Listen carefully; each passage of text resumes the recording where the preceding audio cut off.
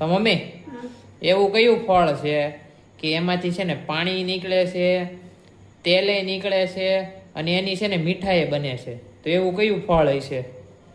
એવું ફળ બદામ આવે. બદામ.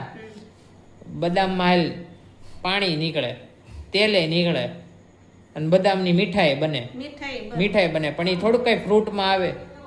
ફ્રૂટ એટલે મતલબમાં ફળમાં થોડુંક આવે એ કઈ. ફળમાં નો આવે. તો એ ફળ કયું હોય છે એવું? દ્રાક્ષ આવે. દ્રાક્ષ નહીં, ખોટો જવાબ છે. તો મગફળી. મગફળી ઈ નો આવે. એમાં તેલ નીકળે. હા ઈ નીકળે પણ ઈ નો આવે. ફળ મેં કીધું, ફળ. તો ફળ ની નથી ખબર. નથી ખબર.